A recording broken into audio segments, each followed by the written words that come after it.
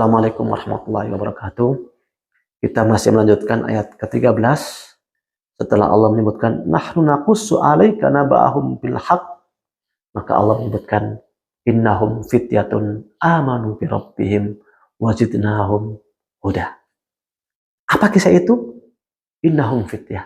Ini adalah kisah para pemuda. Sesungguhnya mereka itu adalah para pemuda. Dan Allah menyebutkan dengan kata-kata innahum, sesungguhnya mereka itu adalah para pemuda. Berarti kisah yang hak ini adalah kisah tentang para pemuda. Dan pemuda itu memang tulang punggung kehidupan sebuah bangsa. Sehingga seorang ulama menulis satu buku dengan nama Idhatun Nasyi'in, nasihat untuk para pemuda. Di pengantarnya beliau mengatakan, inna fi yadikum amra ummah. Sesungguhnya di tangan kalianlah, wahai pemuda, urusan umat ini. Wa fi iqdamikum hayataha. Dan dalam kemajuan kalianlah kehidupan umat ini. Dalam keberanian kalianlah kemajuan umat ini. Karenanya kita banyak berharap kepada para pemuda, dan Indonesia ini dihuni oleh mayoritas para pemuda pada tahun-tahun ini yang disebutkan oleh para ahli dengan nama bonus demografi.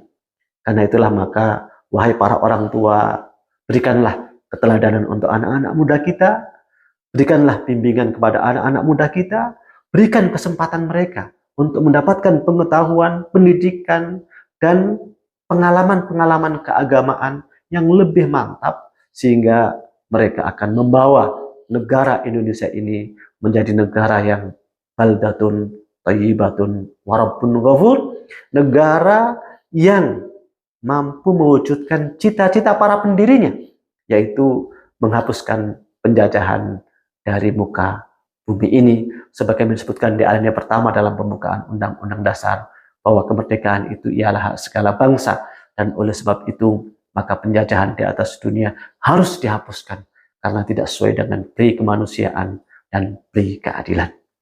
Dan cara untuk menghapuskan penjajahan dari muka bumi itu adalah dengan membentuk pemerintahan yang melindungi segenap bangsa Indonesia dan seluruh tumpah darah Indonesia, dan untuk memajukan kesetaraan umum, mencerdaskan kehidupan bangsa sehingga dapat tampil ke tataran global dan ikut melaksanakan ketertiban dunia yang berdasarkan kemerdekaan, perdamaian abadi, dan keadilan sosial sebagaimana disebut di alinea keempat dalam pembukaan Undang-Undang Dasar. Maka memperhatikan para pemuda itu sama dengan memperhatikan nasib sebuah bangsa. Mendidik anak-anak muda sama dengan mendidik sebuah bangsa. Karena itu Al-Quran sangat konsen dengan pemuda ini, sehingga menceritakan Ashabul Kahfi yang disebutkan dengan kalimat innahum fityah. Mereka adalah para pemuda. Tentu tidak sekedar muda. Mereka diceritakan oleh Allah Subhanahu wa taala dan mendapatkan hal-hal yang sangat mengagumkan dalam kehidupan. Tentu bukan karena sekedar usianya muda, tapi ada suatu keunggulan. Apa keunggulan mereka? Ayat berikutnya menyatakan amanu bi rabbihim. Mereka beriman dengan Tuhannya. Ini keunggulan pertama mereka adalah amanu bi rabbihim. Mereka beriman dengan Tuhan mereka. Tentu ayat yang pendek ini atau surat yang tidak terlalu panjang, 110, tidak menceritakan bagaimana proses mereka bisa beriman, kapan iman itu mereka mulai tumbuh, kemudian bagaimana penumbuhan iman itu, siapa yang menyemainya. Nggak diceritakan oleh Allah Subhanahu wa taala. Melalui siapa mereka beriman, nggak diceritakan oleh Allah Subhanahu wa taala. Tapi langsung disebutkan amanu bi rabbihim. Mereka adalah para pemuda yang beriman dengan Tuhan mereka. Namun kalau kita baca ayat-ayat Al-Quran yang lainnya, baik di dalam surat Al-Kahfi maupun di luar surat Al-Kahfi, maupun di dalam sabda Rasulullah Sallallahu Alaihi Wasallam, perilaku Rasulullah Sallallahu Alaihi Wasallam, dan perilaku para sahabat yang diakui oleh Rasulullah Sallallahu Alaihi Wasallam, ternyata proses beriman itu unik dan macam-macam. Ada yang proses mulai berimannya itu ketika berinteraksi dengan Rasulullah Sallallahu Alaihi Wasallam dan dia membanggakan kekuatan fisiknya, Maka saat itu dia datang menemui Rasulullah Sallallahu Alaihi Wasallam dan mengatakan, "Hei Muhammad, kalau kamu bisa gulat dan menang melawan saya akan beriman." Itulah Abu Rukana. Ternyata Rasulullah SAW menerima tantangan itu. Ajak gulat. Ternyata Abu Rukana terbanting. Kalah. Coba lagi, kalah lagi. Coba lagi, kalah lagi. Maka akhirnya Abu Rukana pun beriman kepada Allah Subhanahu wa Ta'ala. Pernah datang seorang kepala kabilah menemui Rasulullah SAW dan minta dikasih kekayaan dunia. Ternyata Rasul ngasih, dan ngasihnya banyak. Maka dia pun pulang menemui kaumnya. Wahai kaum kaya, masih salam. Karena Muhammad ngasih dan nggak takut miskin kalau ngasih. Akhirnya kaumnya pun berbondong-bondong menemui Nabi Muhammad SAW dan beriman dengan Nabi Muhammad SAW. Awalnya, kata Anas bin Malik yang meriwayatkan hadis ini, awalnya mereka masuk Islam dan beriman karena mengharapkan dunia. Namun setelah iman benar-benar masuk ke dalam hatinya, maka Islam lebih mereka cintai daripada dunia dan seisinya.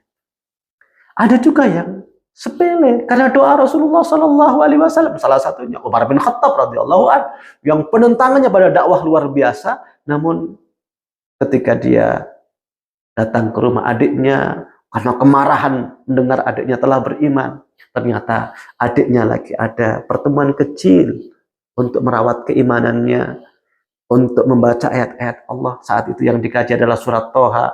Ternyata Umar pun terkesima dan melihat keteguhan adiknya, Umar pun akhirnya tersenyum dan akhirnya beriman kepada Allah Subhanahu wa Ta'ala, beriman dengan Rasulullah Sallallahu Alaihi Wasallam.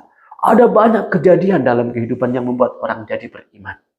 Namun untuk merawat keimanan ini agar benar-benar kokoh, amanu birabbihim, ini perlu proses.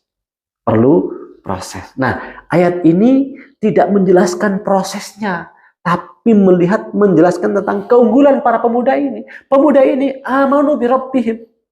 Karena itulah, wahai para pemuda, keunggulan Anda bukan karena mudanya Anda, bukan karena fasilitas yang Anda miliki, tapi keunggulan Anda adalah seberapa kuat keimanan Anda kepada Allah Subhanahu wa Ta'ala, Tuhan Anda semuanya. Maka kita berupaya sebagai orang-orang tua untuk menumbuhkan iman itu kepada anak-anak kita, agar anak-anak kita punya keunggulan yang luar biasa. Amanu birabbihim, beriman dengan Tuhan mereka. Tentu iman itu menurut para ulama yazidu wa yanqus, bisa bertambah dan bisa berkurang. Apakah keistimewaan pemuda-pemuda ini hanya beriman dengan Tuhannya saja? Tentu tidak.